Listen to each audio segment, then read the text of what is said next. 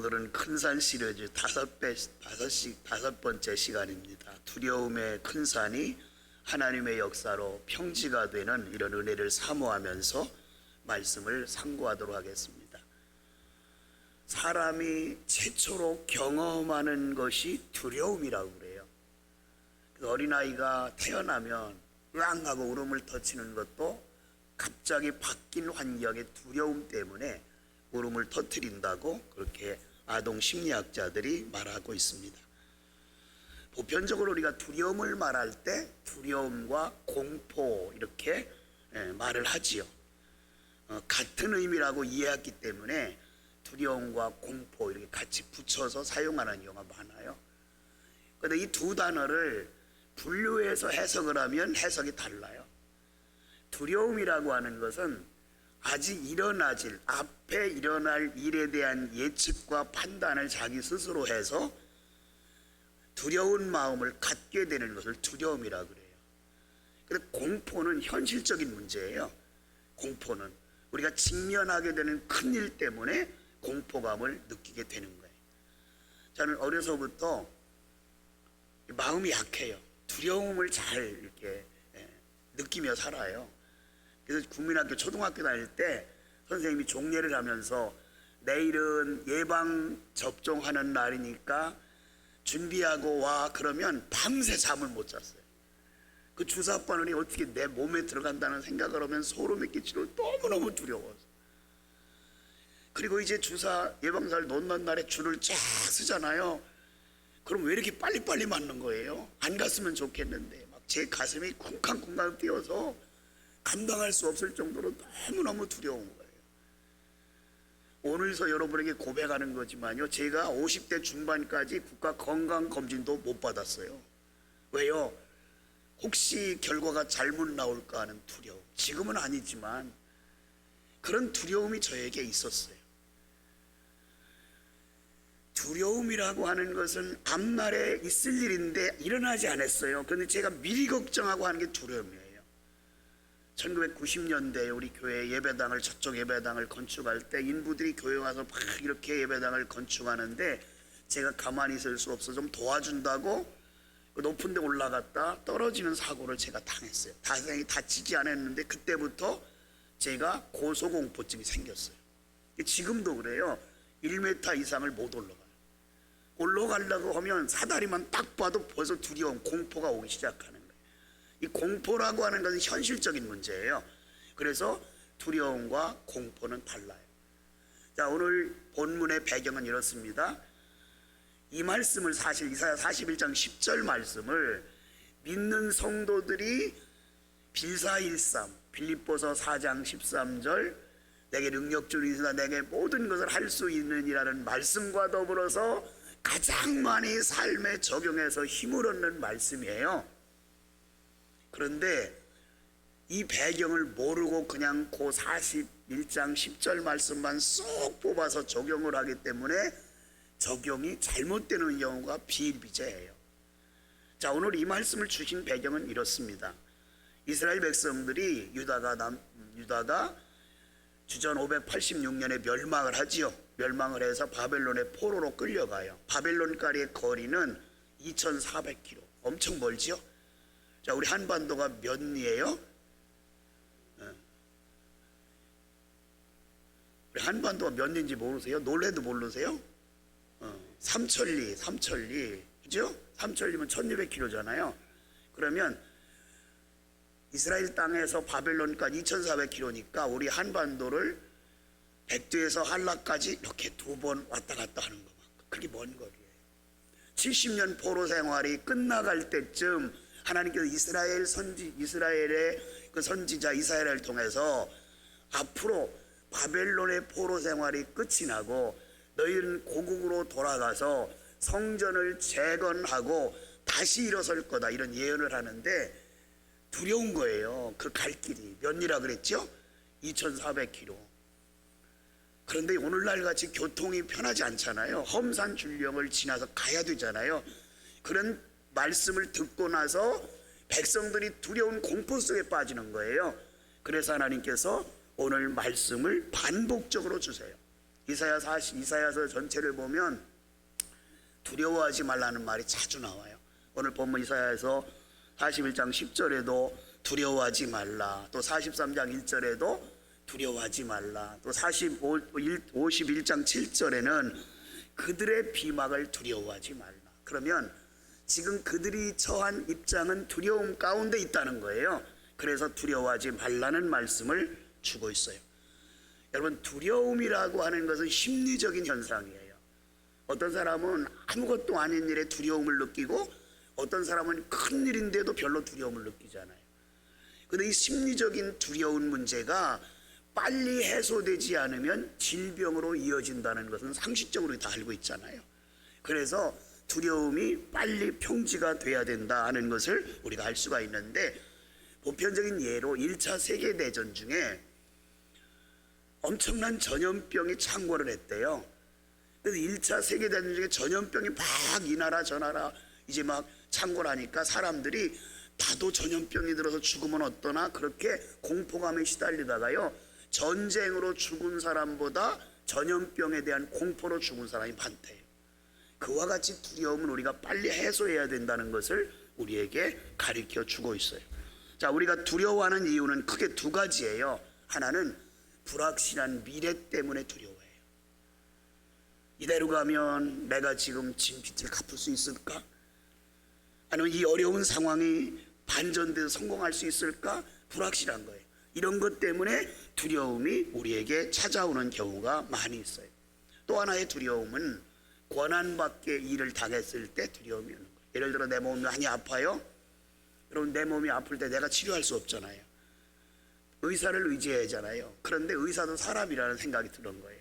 만약에 그 의사가 내 질병을 정확히 진단해 100% 치료하지 못하면 어떨까? 이런 불확실성 때문에 두려움을 갖게 되는 거죠.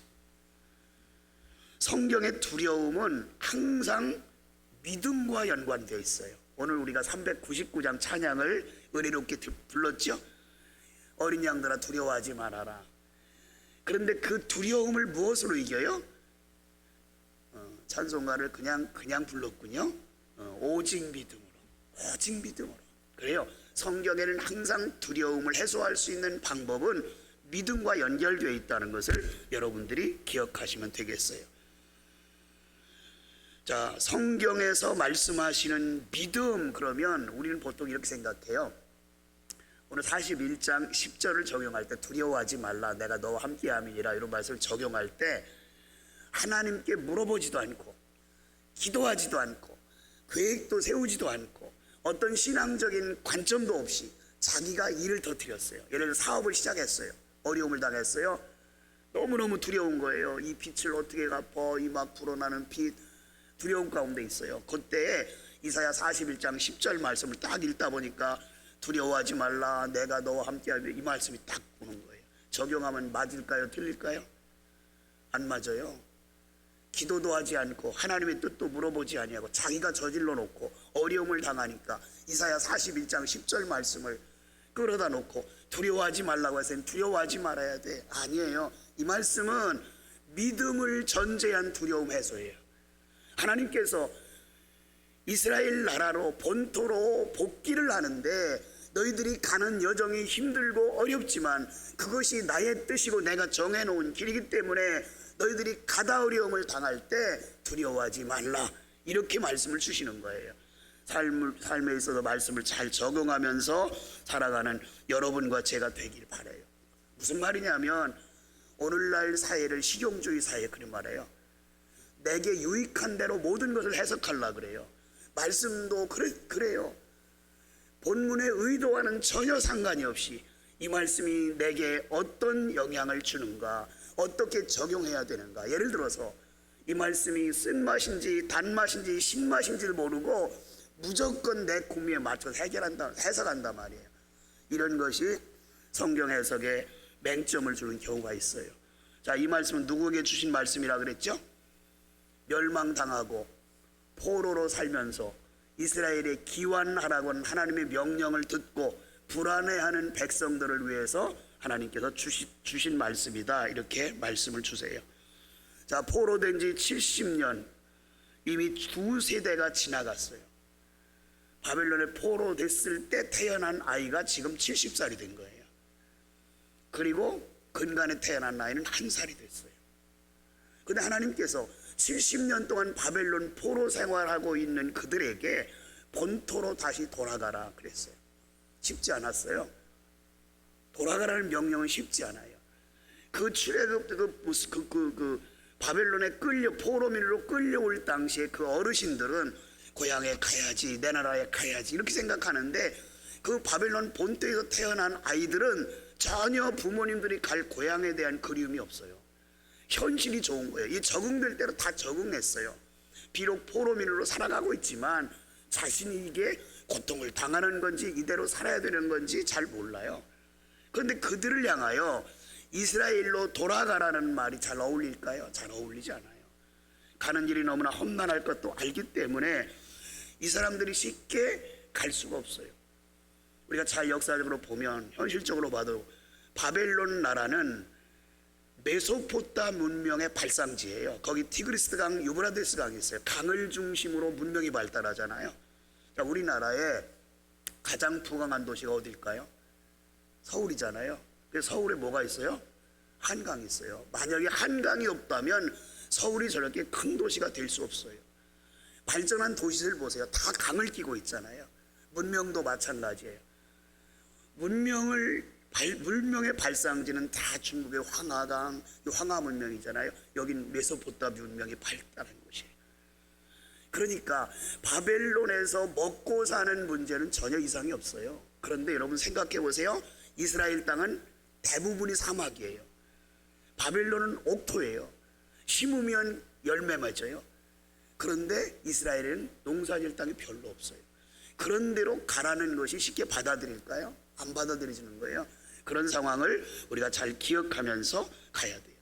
그래서 하나님께서 스룹바벨을 통하여 1차 기환을 명령을 내렸을 때 이스라엘 민족 중에서 본국으로 돌아간 사람이 5만 명도 안 돼요. 4만 9천 몇백 명, 성경에 보면. 왜? 가기 싫었던 거예요.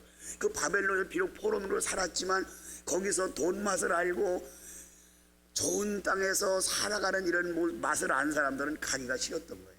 그래서 5만여 명 정도만 겨우 행동에 옮겼다 하는 것을 알 수가 있어요. 그래서 이것을 1차 기국이라 그렇게 말을 해요.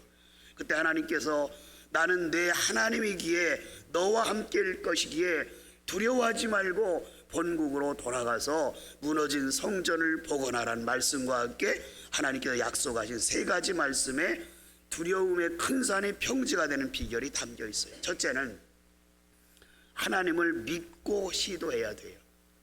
자, 지금 출발했어요? 안 했어요? 안 했어요. 두려운 거예요. 발걸음 옮기기가 싫은 거예요. 그때 하나님께서 말씀하세요. 내가 너를 굳세게 하리라, 이 말이에요. 굳세게 하리라. 자, 본국으로 갈 수 있도록 시도해라. 나를 믿고 내가 너를 굳세게 할 거다. 이런 말씀을 주시는 거예요. 포로가 된 이후 지금까지 이스라엘 백성들은 바벨론에서 하나님을 온전히 섬기지 못한 것 외에는 별 불편함이 없었어요. 눈만 뜨면 바벨론 사람들이 섬기는 우상을 보고 살았어요. 오늘 본문 1절부터 7절까지 바로 그 말씀이에요. 바벨론 곳곳에 섬들을 살고 있는 백성, 또 바벨론 곳곳에 이스라엘 백성들이 살고 있는 섬들아 백성들아 이렇게 말하잖아요. 그들은 그들이 가는 곳마다 뭐가 있어요? 우상이 있어요. 7절 말씀에 보니까 이런 말씀이 있어요. 무너진 우상을 기술자들이 못을 받고 매질을 메고 땜질하면서 무너진 우상을 다시 세우고 다시 섬기고 다시 세우고 다시 섬기는 일을 계속 반복하며 사는 것을 이스라엘 백성들이 보았던 거예요. 그러나 우상은 아무런 일도 할 수 없어요. 그러면서 8절 말씀이 주어지는 거예요. 그러나 나는 내 하나님이다. 내가 너를 처음부터 끝까지 너를 세웠고 여기까지 인도했다. 그러면서 이스라엘 백성들에게 두려워하지 말고 출발하라 이렇게 말씀을 하고 있어요. 출발을 하더라도 미래에 대한 두려움이 있어요. 그 길을 온전히 갈 수 있을까요? 험상출령을 어떻게 뛰고 가요? 가다가 또 사람들이 자기 땅을 밟고 지나간다고 자기들이 또 괴롭힐 것이 뻔한데, 그래서 주저하고 있을 때 하나님께서 하나님을 믿고 시도하라 이렇게 말씀해요. 여러분, 두려움이 여러분과 저의 앞에 직면해 있을 때 나는 못해도 하나님은 하실 수 있어요. 하나님을 믿고 두려움을 극복하려고 시도하는 여러분과 제가 되기를 주님의 이름으로 축원합니다. 두 번째는 거듭해서 찾아오는 두려움 앞에서도 오직 하나님만 바라봐야 돼요. 자, 이제 출발 전에 하나님께서 하나님을 믿고 시도하라. 이제 출발했어요. 출발해서 가다가 어려움이 없을까요? 얼마나 먼 거리라 그랬어요? 6천리에 2400km. 그러면 양식도 떨어질 수 있어요. 물도 떨어질 수 있어요. 가다가 병자가 부상자가 발생할 수도 있어요. 그런 두려운 과정을 겪으면서 가야 되기 때문에 갈 때 또 두려워하고 주저할 수밖에 없어요. 그럴지라도 하나님의 약속을 믿고 이제는 계속 길을 가야 돼요. 복합적인 문제는 두려울 것이기에 하나님께서는 이렇게 말씀하세요. 두려워하지 말라. 참으로 너를 도와주리라. 여기서 참으로 너를 도와주리라는 말은 내가 말이 아니라는 거예요. 진심이라는 거예요. 내 곁에서 떠나지 않겠다는 거예요. 너의 발걸음 한 걸음 한 걸음 옮길 때마다 내가 함께 할 것이다. 이렇게 말씀을 하고 있는 거예요. 그런데 여러분, 이스라엘 백성들이 바벨론에 70년 포로 생활하는 동안에 단 한 번도 하나님의 도우심의 역사를 경험하지 못했어요. 왜요? 하나님의 징계 기간이기 때문에 그들을 지켜만 보셨던 거예요. 듣기만 했어요. 과거에 출애굽을 해서 광야 생활을 하여 여기까지 올 때까지 하나님께서 이 민족을 얼마나 사랑하셨고 얼마나 도우시고 얼마나 붙들어 주셨는가를 조상들로부터 듣긴 했어요. 그런데 자기들은 경험을 하지 못했어요. 하나님께서 그런 자에게 말씀하세요. 참으로 너를 도와줄 거다. 과거에 내 제사장들을 도와줬던 것처럼 내가 도와줄 거니까 믿고 시도해라. 진짜로 너를 도울 테니 걱정하지 말고 길을 계속 가라. 우리가 직면하게 되는 온갖 두려움은 하나님께서 도우시면 다 해결돼요. 그러려면 내 욕심을 버려야 돼. 내가 하려고 하는 욕심을 버리고 하나님께 맡겨야 돼요. 그리고 가면 돼요. 그리고 시도하면 돼요. 계속 포기하지 않고 가면 반드시 두려움의 큰 산이 평지가 될 줄 믿습니다. 마지막 세 번째는 하나님의 능력을 믿고 나가야 돼요. 두려움의 큰 산이 가로막혀 있으면 본능적으로 우리는 스스로 해결해 보려고 하잖아요. 여러분, 제가 중학교 때인 것 같아요. 텔레비전이 막 그렇게 많지 않을 때 타잔이라는 막 그게 막 한참 유행이었어요. 토요일만 되면 막 타잔을 보려고 텔레비 있는 집에 많은 사람들이 친구들이 몰려가서 보지. 그렇게 타잔을 보다 보면 너무 재미있는 것들이 많이 나왔어요. 늘어진 칡렁코를 쫙 타고 이쪽으로 저쪽으로 타잔이 건너가고 막 그러잖아요. 근데 어느 날 늪지대에 빠졌어요. 근데 여러분, 늪지대에 빠지면 살 수 있는 방법은 움직이지 말아야 되는데 움직이면 움직일수록 자꾸 빠져들어가요. 늪지대는 발버둥 치는 거예요. 살려는 본능. 여러분, 사람이 물에 빠지면 고개를 쳐들어요. 왜? 물 안 먹으려고. 그래서 사람은 잘 못 떠요. 여러분, 소가 헤엄을 잘 치는 걸 아세요 혹시? 개도 헤엄을 잘 쳐요. 짐승들은 헤엄을 배운 적이 없는데 물속에 들어가면 잘 쳐요 다. 옛날에 중고등학교 다닐 때 소풀을 뜯기로 이렇게 강가에 강둑에 쭉 내뚝에 꼭 가요. 그러면 친구들끼리 내기해요. 야, 저는 큰아버지네 소를 끌고 가서 풀을 뜯기는데 그 소 헤엄 잘 쳐? 잘 쳐. 내가 해봤거든요. 잘 쳐. 거짓말하지 마. 그러면 제가 내기를 하는 거예요. 야, 이 소가 헤엄쳐서 저쪽 내깔 건너로 가면 너 이 소 저녁 때까지 풀을 뜯겨야 돼. 그래가지고 냇물에 소를 끌고 딱 들어가면 얼마나 이 소가 순종을 잘하는지 다 헤엄을 쳐서 반대편으로 땅가요. 기가 막히게 헤엄을 쳐요. 그런데 사람만은 배우지 않으면 수영을 못해요. 왜지? 제가 아까 말씀드렸잖아요. 고개를 쳐들어서. 수영 못하는 분은 물에 들어가서 고개를 쳐박아 보세요. 그러면 떠요. 자기가 하려고 고개를 살려고 들으려고 하니까 빠져들어가는 거예요. 하나님이 역사하셔야 모든 두려움이 해결되는데 내가 하려고 보니까 자꾸 두려움 속에 빠져들어가는. 여러분, 내가 두려움에 직면했을 때 하나님의 능력을 믿고 나아가야 돼요. 이스라엘 백성들 가운데 포로로 귀환한 사람은 5만 명. 그 사람만이 하나님의 능력을 체험할 수 있었어요. 오늘 마지막 말씀을 보세요. 두려워하지 말라. 참으로 나의 의로운 오른손으로 너를 붙들리라. 오른손은 능력이에요. 능력을 상징해요. 하나님의 능력은 어떤 일이든 가능해요. 그분은 창조주 전능자이기 때문이에요. 하나님께서 붙들어 주시기 원하면 모든 것이 끝이에요. 이 시간도 여러 가지 어려움으로 두려움에 직면해 보신 분 계십니까? 두려움을 해소해야 돼요. 두려움을 갖고 있으면 병이 돼요. 두려움을 간직하고 있으면 모든 것이 풀리지 않아요. 두려움의 큰 산 믿음으로 평지가 되는 역사를 체험하는 여러분과 제가 되기를 주님의 이름으로 축원합니다.